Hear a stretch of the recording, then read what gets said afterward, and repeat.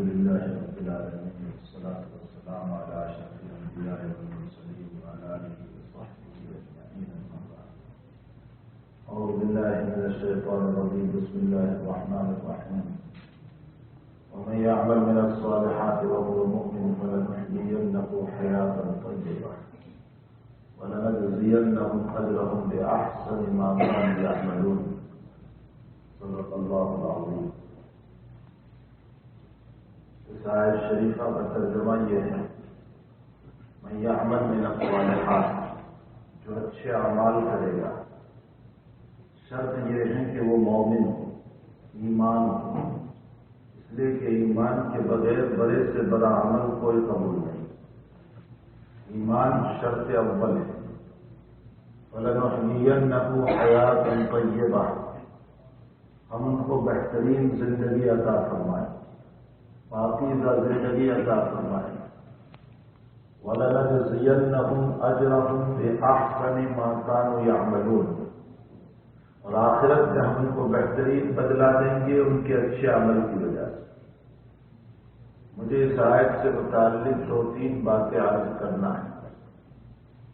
میں اور آپ ہم سب یہ سمجھتے ہیں کہ نیک عمل کا بدلہ آخرت ہی میں ملتا ہے. یہ مطلب نہیں ہے. اعمال صالحہ کا بدلہ آخرت میں تو ضرور ملے گا، ثواب کی شکل میں، جنت کی شکل میں، اللہ کی رضامندی کی شکل میں، لیکن دنیا میں بھی ملتا ہے. انسان جب اچھے اعمال کرتا ہے تو اس کا بدلہ دنیا میں بھی ملتا ہے. ایک عاجل ہے، ایک عاجل ہے، ایک ادھار اور قیامت میں ہے، ایک دنیا میں ہے. دونوں طرح ہے. تو دنیا میں بھی بدلہ ملتا ہے، آخرت میں بھی بدلہ ملتا ہے. آخرت سے متعلق تو ایک بات یہ سمجھ لیں کہ ثواب، جنت، اللہ کی رضا، یہ سب آخرت. لیکن دنیا میں کیا بدلہ ملتا ہے؟ نیکیوں کا، اچھے عمل کا. میں مختصر انداز میں سمجھاؤں تاکہ ہمیں نیکیوں کا جذبہ پیدا ہو. پہلا، جب ہم نیک عمل کرتے ہیں تو اللہ سے اچھی امیدیں وابستہ ہو جاتی ہیں. اللہ سے اچھی امید، میرا اللہ اس کو قبول کرے گا، میرا اللہ مجھ سے خوش ہو جائے گا، میرا اللہ مجھ سے راضی ہو جائے گا، میرا رب مجھے محبت سے دیکھ لے گا. ایسی بات ہے. ایک امید، رجا جس کو کہا جاتا ہے عربی میں، تو امید اللہ سے وابستہ ہو جاتی ہے. یاد رکھو، عبادت کے اوپر امید تو ہم ضرور کریں لیکن تکبر نہ کریں. عبادت پر امید ضرور رکھیں کہ اللہ خوش ہو جائے، لیکن یہ کہ میری عبادت 100% مجھے جنت میں لے جائے، یہ تکبر ہے، یہ خود پسندی ہے، یہ عجب ہے. یہ پسند نہیں ہے اللہ تعالیٰ. پہلی بات تو یہ ہے کہ میری عمر کتنی ہے؟ 80 ایئرس، 90 ایئرس، مان لو 100 تو میں نے بہت کہہ دیا. کسی کو مل جائے، ورنہ عمومی طور پر 70 میں دنیا سے رخصت ہو جاتے ہیں. تو میں اگر 70 ایئرس تک سجدے کرتا رہوں اور اللہ کی جنت تو لامحدود زمانے تک ہے، تو 70 ایئرس کی عبادت کے بدلے میں جنت کا مستحق کیسے ہو گیا؟ کیسے میں جنت کا مستحق ہوا؟ کووڈ کے زمانے میں بہت سے لوگ اس عاجز سے بھی کہا کرتے تھے ذائقہ ختم ہو گیا. لوگ کہتے تھے ٹیسٹ ختم ہو گیا، کوئی ٹیسٹ صحیح نہیں آ رہا. 6 مہینے ہو گئے ابھی ٹیسٹ نہیں آ رہا. یہ زبان پر ذائقہ اور ٹیسٹ کس نے رکھا؟ اللہ ہی نے رکھا ہے. اسی لقمے کو اگر میں یہاں رکھوں کوئی ذائقہ نہیں. اسی فاسٹ فوڈ اور پیزا اور برگر اور فلاں کو میں یہاں رکھوں کوئی فائدہ نہیں، کہیں لذت اور ٹیسٹ نہیں آتی. لذت اور ٹیسٹ اسی گوشت کے ٹکڑے پر آتی ہے. اس زبان پر لذت پیدا کرنے والے نے اس ٹیسٹ اور لذت سے محروم کر دیا اگر کسی کو دوبارہ اللہ دے دیتا ہے اسی کا شکریہ ادا نہیں ہو سکتا ہے تو جنت کا شکریہ کیسے ادا کرے؟ اسی لیے بخاری شریف کی روایت میں جناب نبی کریم صلی اللہ علیہ وسلم نے فرمایا کہ تمام کے تمام لوگ فضل خداوندی سے جنت میں جائیں گے، اعمال سے نہیں، فضل خداوندی۔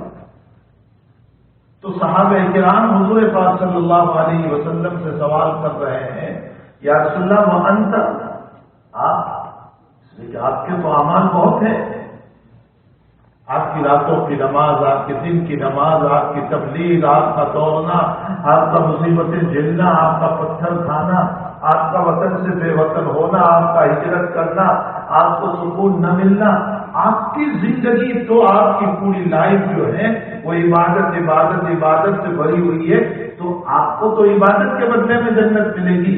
سنو سرکار دو عالم صلی اللہ علیہ وسلم نے فرمایا لا الا ان يتغمدني اللہ تعالی، محمد کے ذات کی قسم، محمد بھی اپنے عمل سے جنت میں نہیں جا سکتا اگر اللہ کا فضل ہو۔ اللہ حضور پاک صلی اللہ علیہ وسلم جب یہ فرما دے میں اور آپ ہماری عبادت کا کیا مطلب ہے؟ الا ان يتغمدني اللہ تعالی، فضل رب کے بغیر کچھ نہیں ہو سکتا، اللہ ہی کا فضل۔ اب ایک علامت بتا دوں کہ میری عبادت پر تکبر اور میری عبادت پر امید دونوں کو پتہ کیسے چلے گا؟ کوئی علامت ہے، کوئی نشانی ہے؟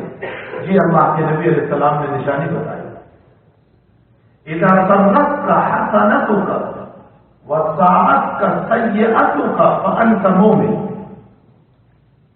تجھے عبادت کر کے، نماز پڑھ کے، کسی غریب کی مدد کر کے، راستے سے تکلیف دہ چیز کو ہٹا کر کے، کسی کو سلام کر کے تجھے اگر دل میں خوشی ہو تو سمجھ لے کہ یہ عمل اللہ کے لیے ہو۔ اذا سرتك حسنتك وساءتك سیئتك، اور تجھے تیرے گناہ کے اوپر دل میں بے چینی ہو، پریشانی ہو، تو سمجھ لے حضور پاک صلی اللہ علیہ وسلم فرماتے ہیں تو مومن ہے۔ یہ ایمان کی نشانی ہے۔ اور جب اپنی عبادت کے اوپر یہ ہونے لگے کہ میری عبادت سے بہتر کسی کی عبادت نہیں، میری نماز، میری سخاوت، میرا دینا، تو فرمایا یہ غرور ہے، تکبر ہے۔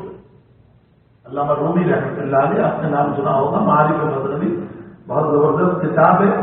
حضرت ہماری طرف سے ایک سوال قائم کر رہے ہیں، ایک سوال جو میرا اور آپ کے دل کا سوال ہے، اور وہ سوال یہ ہے کہ اللہ میں فجر بھی پڑھا، ظہر بھی پڑھا، عصر بھی پڑھوں گا، مغرب بھی پڑھوں گا، عشاء بھی پڑھوں گا، تہجد بھی پڑھوں گا، اور بھی بہت سارے نیک عمل کروں گا، یا اللہ اللہم اللہم اللہم، لیکن کبھی تو مجھے جواب ہی نہیں دے رہا ہے۔ کوئی ایک مرتبہ تو جواب دے مجھے۔ 15 ایئرس کی عمر سے میں اللہم اللہم اللہم کہہ رہا ہوں، اور آج 60 کا ہو گیا، 70 کا ہو گیا، ایک مرتبہ تیرا جواب تو مجھے نہیں دے رہا ہے کہ چلو تو یوں کہہ دے لبیک اے میرے بندے لبیک، کبھی تو جواب ہی نہیں دے رہا۔ سوال ہے نا ہمارے دل کا، یہ ہمارے دل کا سوال ہے۔ علامہ رومی رحمۃ اللہ علیہ اس کا جواب دیتے ہیں، گفت اے اللہ ہے تو، گفت اے اللہ ہے تو لبے کے ماں، گفت اے اللہ ہے تو لبے کے ماں، فرمایا او میرے بندے تو اے اللہ بول رہا ہے، یہی ہمارا جواب ہے، اگر ہم تجھ سے راضی نہ ہوتے تو میرا نام لینے کی میں تجھے اجازت نہ دیتا، یہ مسجد میں تجھے نہ بلاتا، اگر میں تجھ سے راضی نہ ہوتا، میں تجھ سے خوش نہ ہوتا تو میں تجھے یہاں نہ بلاتا، اگر میرے راستے میں تیرا خرچ کرنا قبول نہ ہوتا تو میں تجھے دوسری مرتبہ خرچ کی توفیق نہ دیتا، تو فضول خرچی کر دیتا، تو اسراف کر دیتا، تو نہ معلوم کہاں ڈال دیتا۔ گفت یہ اللہ ہے تو لبئی کے ماں، اے میرے بندے تیرا اللہم بولنا اور اے اللہ بولنا یہ سمجھ لے کہ تیرے رب کی طرف سے جواب ہے۔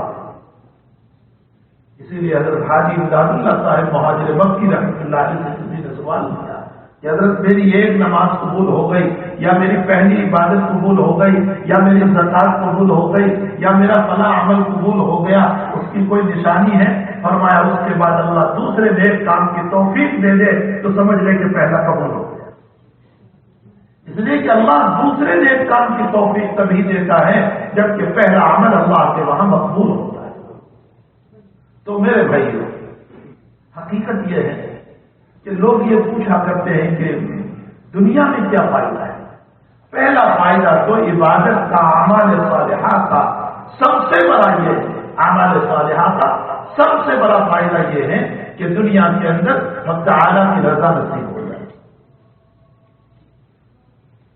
دوسرا فائدہ کیا ہے اعمال صالحہ کا؟ دوسرا، ایک تو آخرت میں ثواب، رضا، اللہ کی جنت، اللہ تعالیٰ کی رضامندی، اور یہ دنیا کے فائدے ہیں۔ اور دنیا کا پہلا فائدہ یہ ہے کہ اب تعالیٰ جل شانہ جو ہے اس عبادت کے اوپر ہم سے خوش ہو جاتا ہے۔ ایک صحابی رضی اللہ تعالیٰ عنہ فرماتے ہیں یا رسول اللہ، میں عبادت کر کے میرے دل میں خوشی ہوتی ہے، کیا یہ تکبر ہے؟ ایسے فرمایا لا، عاجل بشر المؤمن من اللہ تبارک و تعالی، فرمایا اللہ تعالیٰ کی طرف سے یہ بشارت ہے، یہ تکبر نہیں۔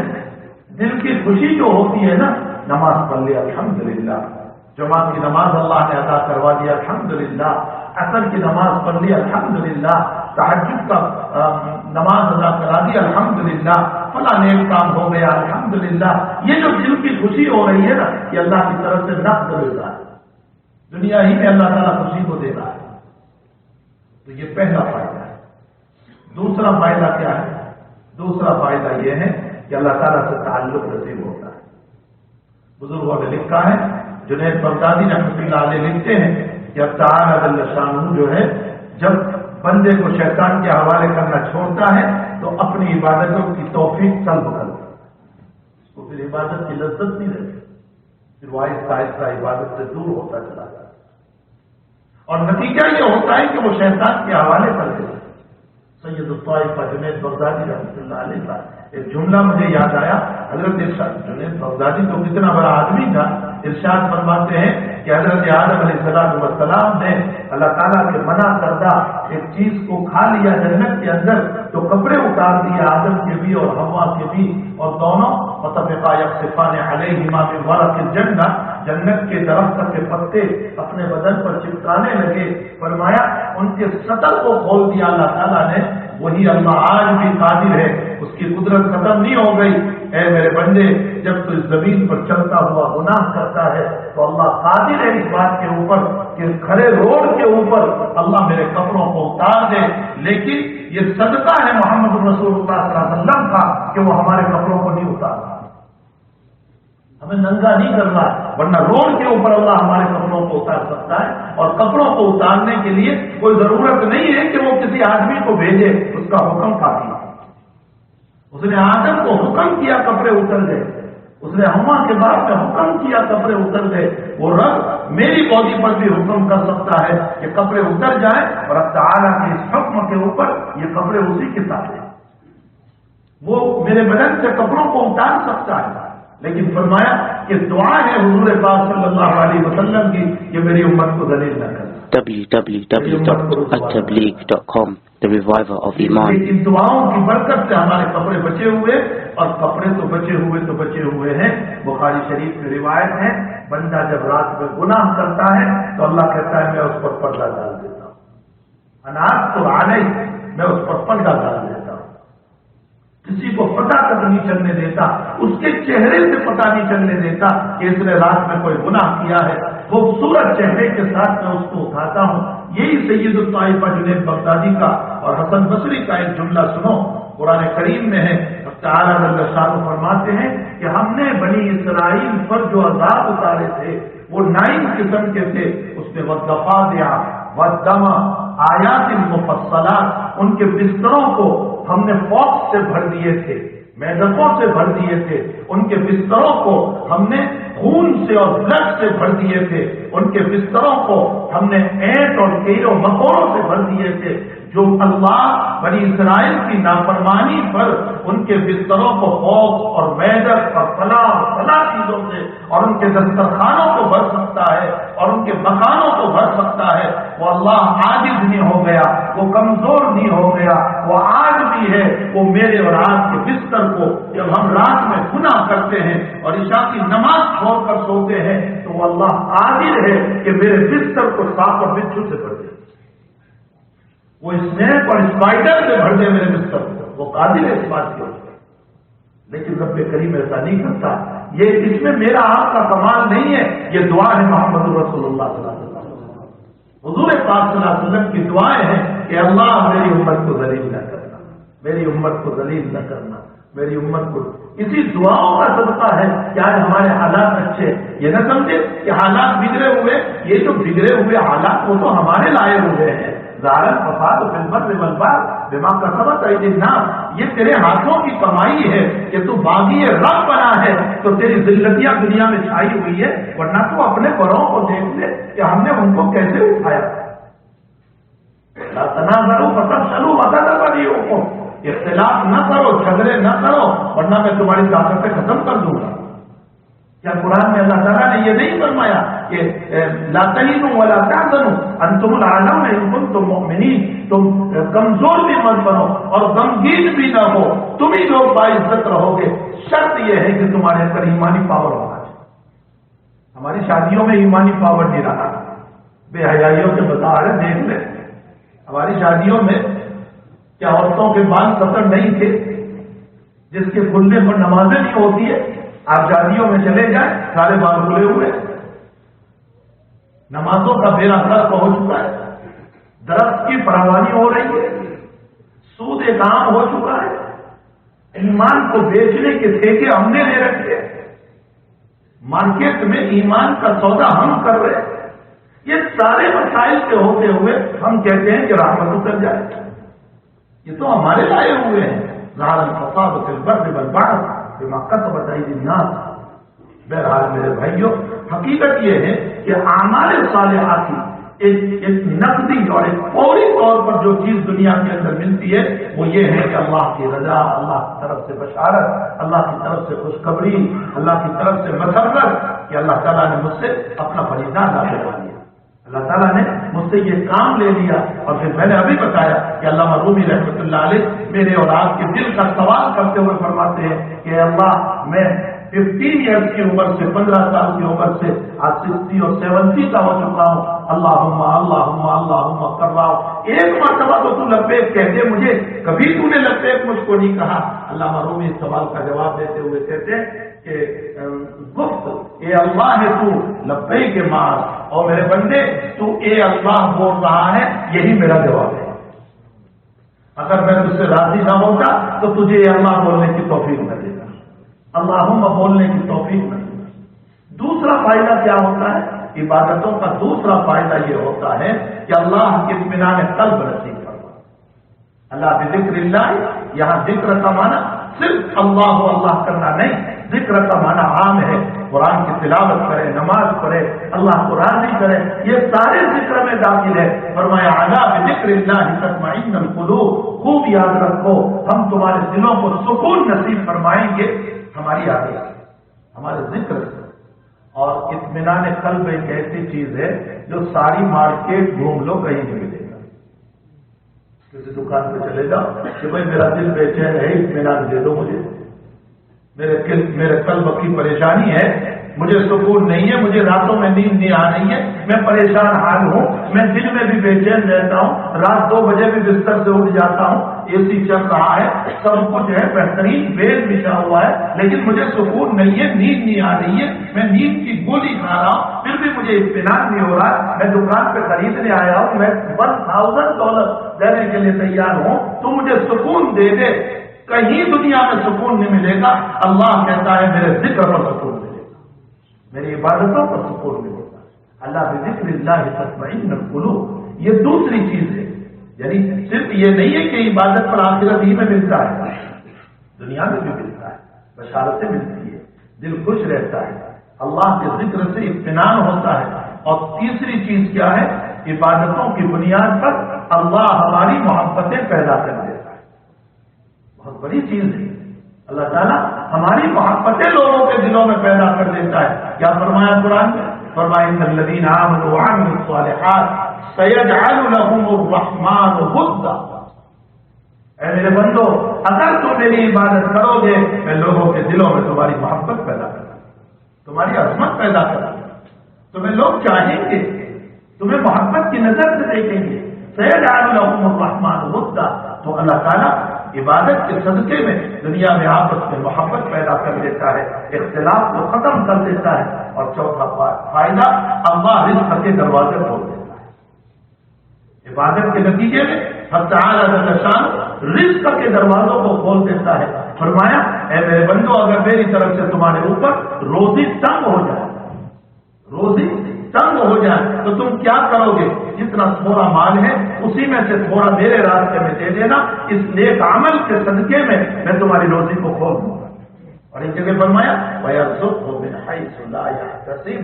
اگر تم متقی بنو گے، تقوی والے بنو گے، پرہیزگار بنو گے تو میں ایسی جگہ سے تمہیں رزق دوں گا کہ تمہارا خیال بھی وہاں نہیں گیا ہوگا.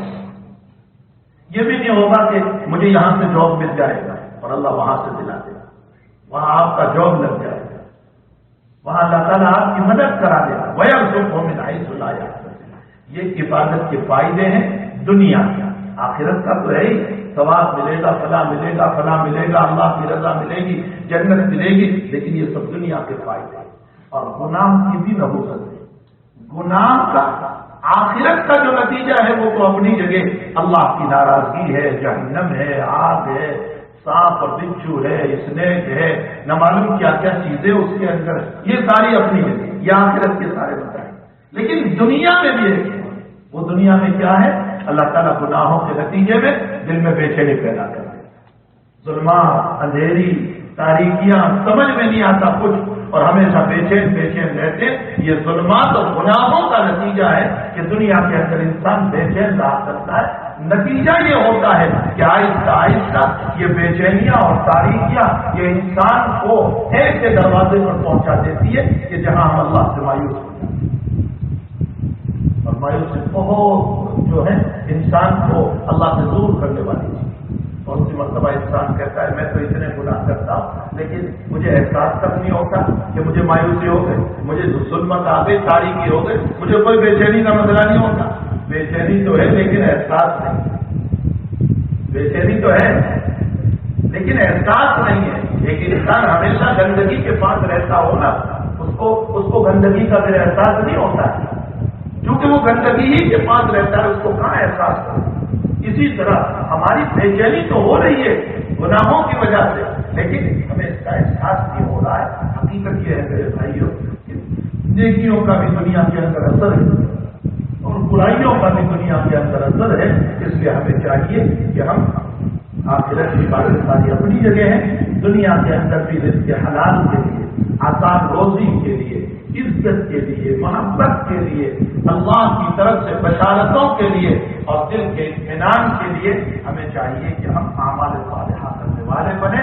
اسی کو اللہ نے فرمایا من یعمل من الصالحات وهو مؤمن فلنحیینہ حیاۃ طیبہ ولنجزینہم اجرہم بأحسن ما كانوا یعملون. اللہ مجھے اور آپ کو اپنے پاک پیغمبر صلی اللہ علیہ وسلم کی باتوں پر اور اپنے مبارک قرآن پر ہم سب کو عمل کی توفیق عطا فرمائے. صلی اللہ علیہ نبی کریم